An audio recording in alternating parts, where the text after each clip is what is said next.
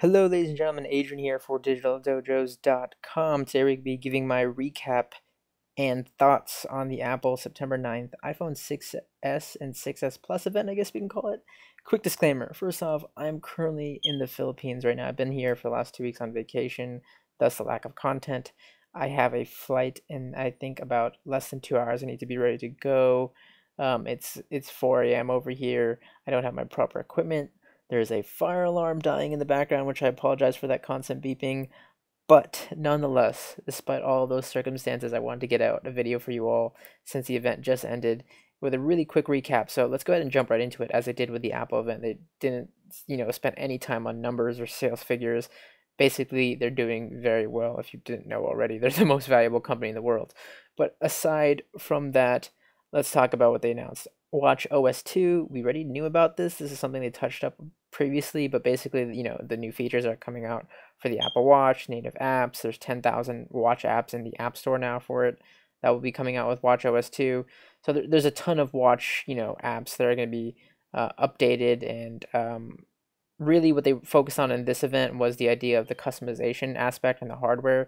There's a lot of new bands that were released for the Apple Watch. There's a lot more ways for you to customize it.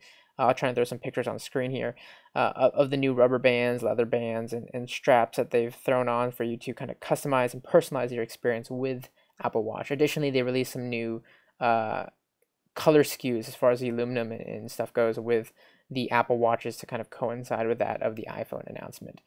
They even got a new Hermes collection for you luxury fans out there. And I think more so for the you Apple Edition users out there, you can look into the Apple Hermes collection.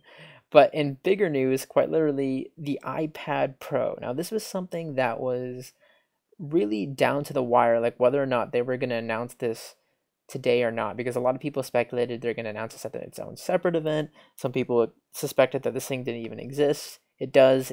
It is out there. It's the iPad Pro. It brings a tablet line for Apple full circle.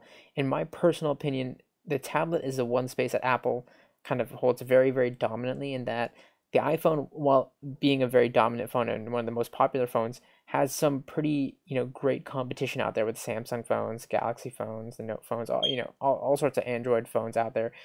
Whereas in the tablet realm, iPad really does still hold supreme. So the iPad Pro is obviously the pro end of the tablet edition. It's coming in at 12.9 inches with a Retina display. It's going to be nearly pretty much doubling in CPU performance of the iPad Air 2, which is the most current iPad.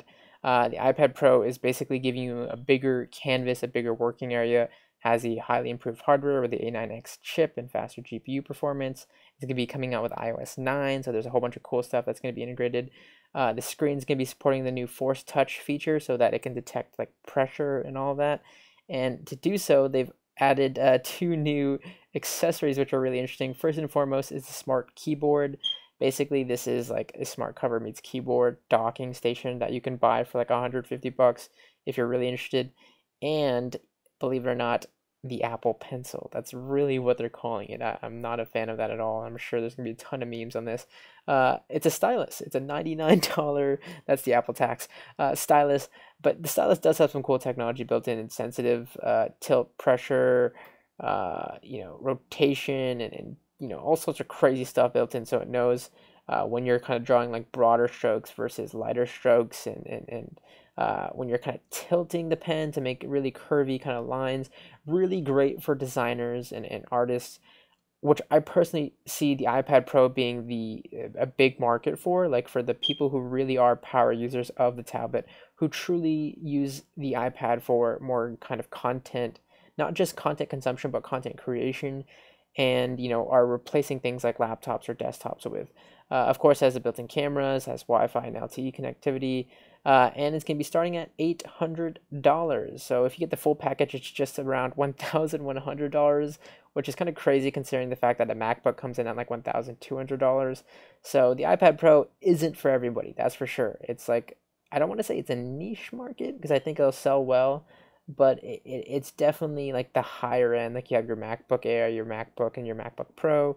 The iPad Pro is more for the users who really, really want that bigger screen and like the top of the line iPad, the early adopters. techies, so on and so forth. And my personal favorite announcement, the Apple TV got an update. It's new hardware, new remote, the future of television, as Apple calls it. It has the Siri feature, Siri assistant built in now, so you can ask it things like, "What are some new popular releases? What are movies with this actor in it?" So on and so forth. Has an all new UI, which is really sleek and simple in typical Apple fashion. They integrated games and app store into it, so this is really interesting now. Like, it has its own app store essentially. You can play games via the Apple TV, which we expected for a long time. Basically, like an app store for pretty much every Apple device out there, including the watch and TV now. But basically, yeah, you can play games and do some cool entertainment stuff via the Apple TV and the all new remote. And of course, like I said, Siri being a big focus of the new Apple TV. The Apple TV to me is something that they're going to be really promoting in the future. I think with rumors of them getting into the entertainment space more, the Apple TV is kind of that stepping stone into the space, and I really like what they're doing with it. I love the new UI, the remote design. I'm okay with it. I don't know if I'm a huge fan of it right away because obviously I haven't tested the remote, the touch surface, and all that, but we'll see how it goes. It's starting off at 150, and you can get that soon. So this is the all new Apple TV. Last but not least, the big news, of course, aside from the iPad Pro, which most people probably came to the event or want to hear about, is the iPhone 6s and 6s Plus. This is the all new phone that's going to be coming in, yes, rose gold or pink as it is. It has a 3D touch feature, which is basically the Force Touch, which allows you to do some really cool stuff. I think this feature, above all, is a selling point for the 6s and 6s Plus. It is going to change the way we interact with iOS on a lot of different fronts. It just really, really, going to be intuitive, and it's something that a lot of other phones had for quite some time, and Apple typically waits to kind of do something right rather than first, and I think this is something that they've done pretty well as far as iOS 9 implementation goes. A better camera, 12 megapixels, 4K video, live photos, or GIFs as they are.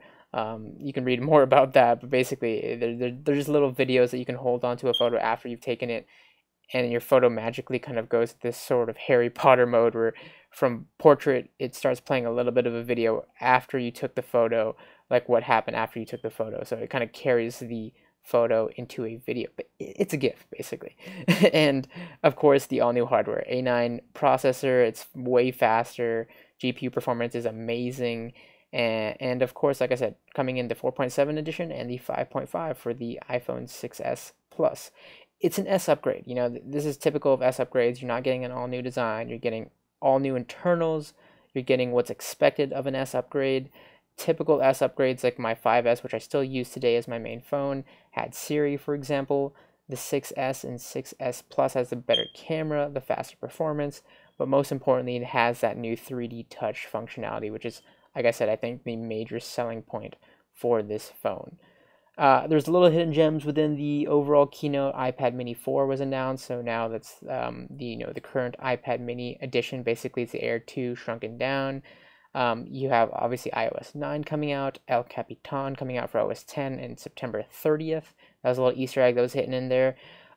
Overall, a sufficient keynote. I think for Apple users, if you're an Apple fan, it's enough to hold you over as per usual.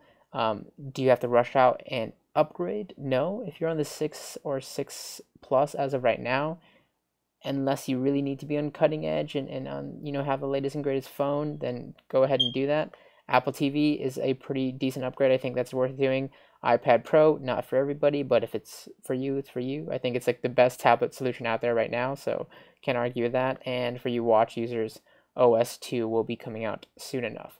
So that is a full recap with my thoughts on the event. I'd love to hear your own thoughts and opinions down below in the comments. And as always, I thank you very much for watching and putting up for the situation I'm currently in. I'll catch you all in the next video.